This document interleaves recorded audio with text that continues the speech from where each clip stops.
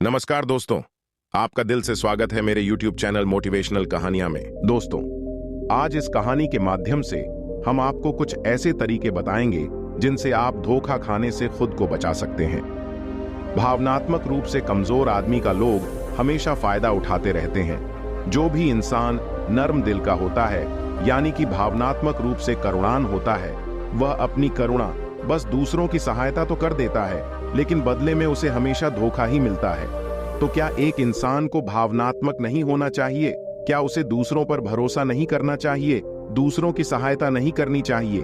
क्या करुणावान और संवेदनशील होना गुनाह है? कोई गलती है? कोई संवेदनशील आदमी दिल का बहुत अच्छा होता है। आइए जानते हैं इस कहानी के माध्यम से। उससे पहले, अगर आप भी भगवान बुद्ध को दिल से मानते हैं और उनके सच्चे भक्त हैं, तो कहानी को पूरा सुनें और कमेंट बॉक्स में नमो बुद्धाय अवश्य लिखें और साथ ही चैनल भी सब्सक्राइब कर लें। एक बार एक युवक जंगल के वृक्ष पर मुक्के मार रहा था।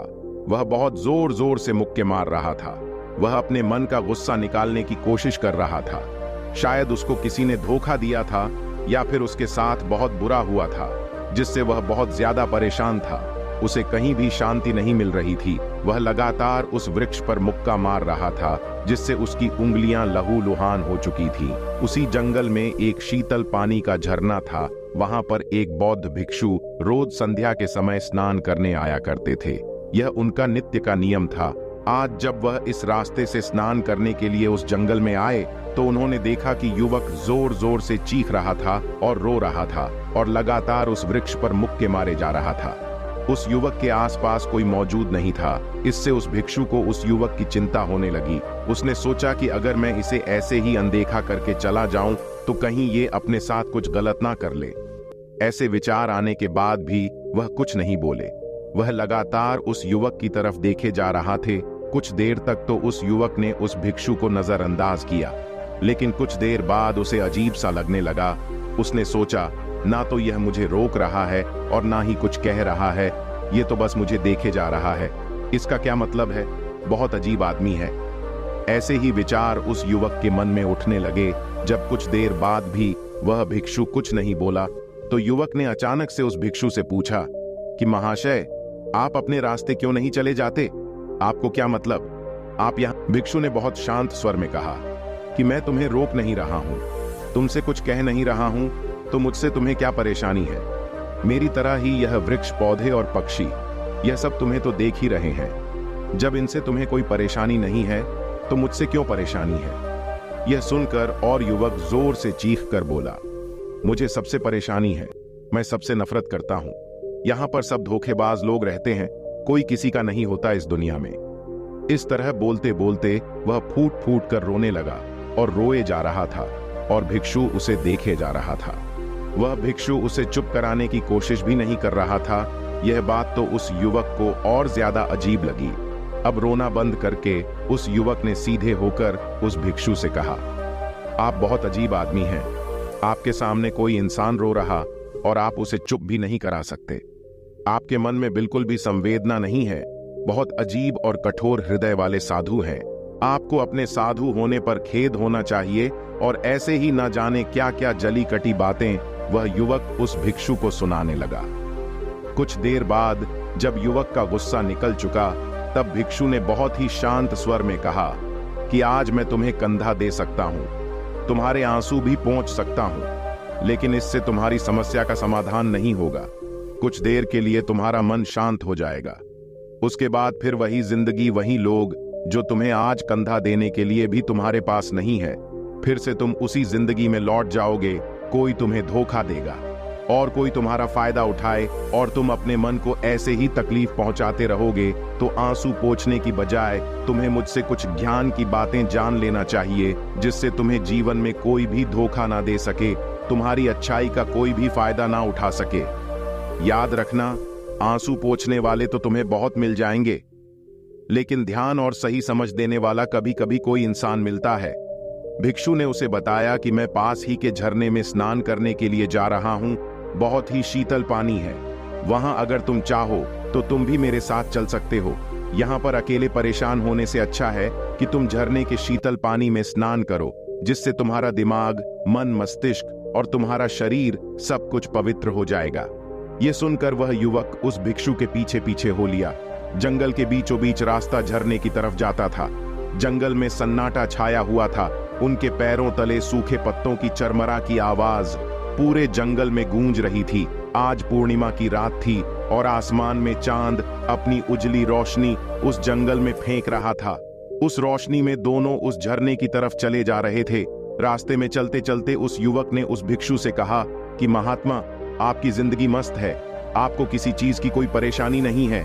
आपको पता है कि दुनिया में कैसे कैसे लोग रहते हैं, कितने धोखेबाज, कितने मक्कार, और सबसे महत्वपूर्ण बात, अपने लोग ही धोखा देते हैं जिनसे हम प्रेम करते हैं, जिनको हम अपना मानते हैं। जब उन्हीं से धोखा मिलता है तो कैसा महसूस होता है। कभी कभी तो लगता है कि भोले और दयालु लोगों के लिए यह दुनिया नहीं बनी है, ये धोखेबाज के लिए है, मक्कार के लिए हैं। वही यहाँ पर फलते फूलते हैं, वही आनंद से जीते हैं, और हमारे जैसे लोग जो दूसरों की सहायता करते हैं, दूसरों को अपना मानते हैं, वह हमेशा जीवन भर दुख में रहते हैं। यही जीवन की सत्यता है और यही संसार है जिसमें हमें रोज घुट घुट कर मरना होता है।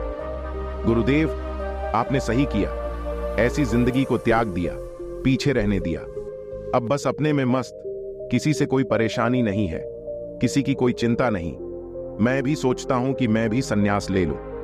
यह सुनकर उस भिक्षु ने कहा कि तुम्हें क्या लगता है, सन्यासी जीवन बहुत आसान होता है। भिक्षु ने बहुत शांत स्वर में कहा कि तुम्हें तो 2 वक्त की रोटी तो शांति से मिल जाती है, हमें तो कभी कभी वह भी नसीब नहीं होती।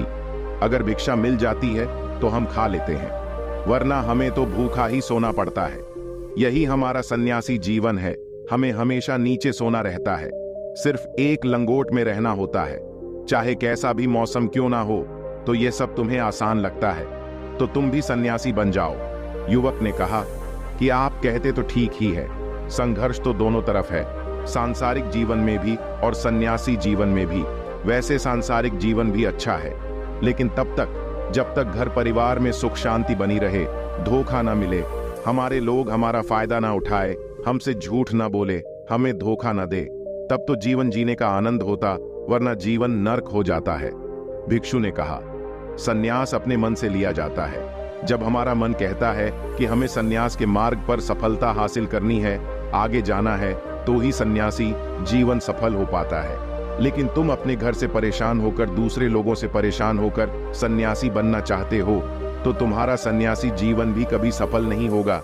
इससे अच्छा तो तुम सांसारिक जीवन में अगर कुछ तरीके, कुछ नियम अपना हो, तो दूसरे लोग तुम्हें धोखा नहीं दे पाएंगे।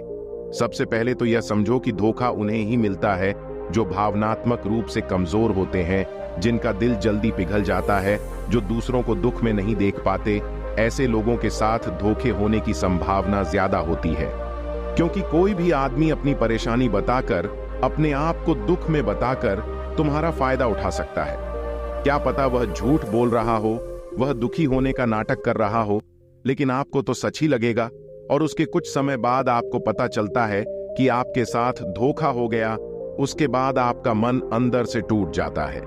इसीलिए सबसे पहली बात ध्यान रखना कि किसी भी व्यक्ति को यह एहसास मत होने दो कि तुम भावनात्मक रूप से कमजोर हो, अंदर से तुम्हारा दिल नरम है। अगर उन्हें यह कमजोरी आपकी पता चल गई, तो वह कोई ना कोई जाल रचकर आपका फायदा उठाने की जरूर कोशिश करेंगे। चाहे आप अंदर से संवेदनशील हो, दूसरों की मदद करने वाले हो, लेकिन किसी को एहसास मत होने दो, ऊपर से कठोर बने रहो। जब लोगों को लगेगा कि इससे कुछ बोलने का फायदा ही नहीं है, यह आदमी कठोर है, नहीं पिघलेगा, तो खुद वह लोग जो झूठे हैं, वह आपके पास आएंगे ही नहीं, वह उन्हें चुनेंगे जो उनके आसान शिकार होंगे।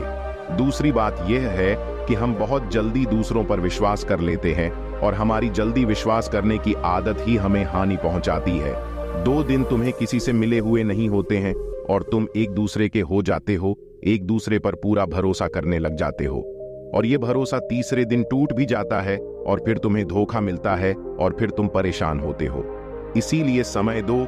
किसी भी चीज को, किसी भी रिश्ते को आगे ले जाने के लिए समय की जरूरत होती है। समय के साथ तुम्हें सामने वाले इंसान की अच्छाई और बुराई पता चलती है। तब तुम्हें पूर्ण रूप से पता चलता है कि इंसान वास्तव में कैसा है, अच्छा है या बुरा है, और वह कुछ समय देने के बाद ही होता है। इसीलिए जल्दी किसी पर विश्वास मत करो। तीसरा तरीका, समझने के लिए तुम्हें ऐसे लोगों को समझना होगा जो दूसरों की चापलूसी करते रहते हैं। कुछ लोगों की आदत होती है चापलूसी करने की। आपके सामने आपकी तारीफ करेंगे या आपके बारे में अच्छा अच्छा बोलेंगे और आपको लगेगा कि यह इंसान कितने अच्छे हैं, मुझसे कितना प्यार करते हैं, लेकिन वास्तव में उनकी वह चापलूसी एक जाल होती है ताकि वह आपका दिल जीत सके। और उनको चापलूसी करने का मौका तभी मिलता है जब आप दिखावा करते हैं। अगर आप उनकी चापलूसी से प्रभावित ही नहीं होंगे तो कुछ समय बाद वह चापलूसी करना बंद कर देंगे। इसीलिए किसी के सामने दिखावा मत करो, वरना आप तो आकर्षण के केंद्र बन जाते हो। लोगों को लगता है कि शायद इसके पास बहुत ज्यादा धन संपदा है, इसीलिए इतना दिखावा कर रहा है, और इसी वजह से जो लोग आपका फायदा उठाना चाहेंगे वह आपके करीब आने की कोशिश करेंगे, आपसे चापलूसी करने की कोशिश करेंगे। अगला नियम बताते हुए भिक्षु ने झरने की तरफ इशारा किया। वह झरने के पास पहुंच चुके थे। युवक को भी एहसास हो चुका था क्योंकि वहां पर ठंडी ठंडी हवा चल रही थी। झरने की तरफ जाते हुए भिक्षु ने कहा कि सांसारिक जीवन में एक बात समझने की यह होती है कि हम जिसकी सहायता कर रहे हैं, चाहे किसी भी रूप में, धन से, शारीरिक रूप से, या जिस भी अवस्था में हम किसी की सहायता कर रहे हैं, तो हमें यह ख्याल रखना चाहिए कि सामने वाला वापस कभी भविष्य में हमारी सहायता करने योग्य है कि नहीं है। अगर किसी को पैसा उधार दे रहे हो तो यह समझो कि उसके पास आय का कोई साधन है कि नहीं है। कल भविष्य में वह तुम्हें वापस कर पाएगा कि नहीं कर पाएगा। अगर वह नहीं करेगा तो तुम्हें तकलीफ होगी, तुम्हें दुख होगा। ऐसे तो इंसान करुणा बस भिखारियों को भीख देता है, लेकिन वह गलत नहीं है, क्योंकि जो भी पैसा अपने सामने वाले को दिया है उससे आपके ऊपर कोई ज्यादा प्रभाव नहीं डालेगा। अगर वह आपको वापस भी नहीं लौटाए, तो अगर किसी ऐसे इंसान को पैसा देना है जो कभी वापस नहीं लौटा पाएगा, तो उतना ही दे चाहिए जिससे तुम्हारे ऊपर ज्यादा दबाव ना बने। अगर वह वापस भी ना कर सके तो तुम्हें दुख ना पहुंचे। अब तक वह दोनों झरने पर पहुंच चुके थे। दोनों ने अपने वस्त्र उतार कर उस झरने के शीतल पानी में कूद गए। पानी ठंडा था। उन दोनों की सारी थकान और उदासी पल भर में ही दूर हो गई। स्नान कर लेने के बाद दोनों उस झरने के सामने एक वृक्ष के नीचे बैठकर बातें करने लगे। भिक्षु ने उसे आगे समझाते हुए कहा कि शुरुआत में लोगों को नजरअंदाज करना सीखो। जब तुम किसी को शुरुआत में नजरअंदाज करते हो तो जो भी लोग किसी लालच की वजह से तुम्हारे पास चिपक रहे थे, उनकी छटनी हो जाएगी। जब तुम उनको नजरअंदाज करोगे तब एक दो बार लोग तुम्हारे पास आने की कोशिश करेंगे, उसके बाद वह तुमसे दूरियां बना लेंगे। और जो आदमी तुम्हारी इंसानियत, तुम्हारी अच्छाई देखकर तुम्हारे पास आएगा, वह नजरअंदाज करने के बावजूद भी तुम्हारे करीब ही बना रहेगा। और यही तो एक सच्चे इंसान की पहचान होती है। जो हमारे अपने होते हैं उनसे हम तकरार भी कर लेते हैं, उसके बावजूद भी वह हमारी बातों का बुरा नहीं मानते हैं। चाहे कुछ ही समय के लिए वह हमसे नाराज रहे, लेकिन कुछ समय बाद फिर से हम एक हो जाते हैं। और यही तो घर परिवार का मतलब होता है, यही तो अपनों का मतलब होता है। इसीलिए शुरुआत में अनजान लोगों को नजरअंदाज करना सीखो, इग्नोर करना सीखो, ताकि धोखेबाज मक्कार लोग तुम्हारे करीब ही ना आ पाए। अपने इस वार्तालाप को खत्म करते हुए भिक्षु ने अपनी आखिरी और पांचवी बात बताते हुए कहा कि यह आखिरी सीख सबसे ज्यादा महत्वपूर्ण है। सब कुछ होने के बाद भी तुम्हें धोखे मिल सकते हैं, लेकिन तुम अगर अपने आंख और कान और अपना दिमाग खोलकर रखते हो, अगर तुम होश में रहोगे, ध्यान करोगे, तो तुम्हें इंसान की आंखें देखते ही समझ में आ जाएगा कि उसे तुमसे क्या चाहिए। तुम उसकी इच्छा और उसका स्वभाव उसकी आंखों में ही देख सकते हो। लोगों की आंखों में, उनकी वाणी में, उनके स्वभाव में उनका सब कुछ दिखाई देता है। बस हम ही अपनी आंखें मूंह कर रहते हैं। दूसरे लोगों से जानो, उसके रिश्तेदारों से जानो, उसके परिवार वालों से जानो कि वह इंसान कैसा है, दूसरों के साथ उसका व्यवहार कैसा है, उसकी जांच करो, तब किसी पर विश्वास करो। ऐसे ही किसी पर विश्वास मत कर लेना। अगर तुम किसी के साथ लंबे समय तक भरोसा करना चाहते हो, किसी के साथ कोई संबंध बनाना चाहते हो और कोई दोस्ती करना चाहते हो या किसी की मदद करना चाहते हो, तो इन सभी परिस्थितियों के बारे में तुम्हें जरूर पता होना चाहिए कि दूसरे लोग उस इंसान के बारे में क्या सोच रखते हैं। इसके बाद तुम जीवन में कभी भी धोखा नहीं खाओगे और तुम्हें कभी भी धोखे की वजह से पछताना नहीं होगा। इसी तरह की बातें करते हुए भिक्षु और वह युवक दोनों जंगल से बाहर आ गए और अपने अपने घर को चले गए। दोस्तों, इसी तरह और भी मोटिवेशनल कहानियां सुनने के लिए आप हमारे चैनल को लाइक करें, शेयर करें और बेल नोटिफिकेशन को ऑल पर सेलेक्ट जरूर करें। धन्यवाद।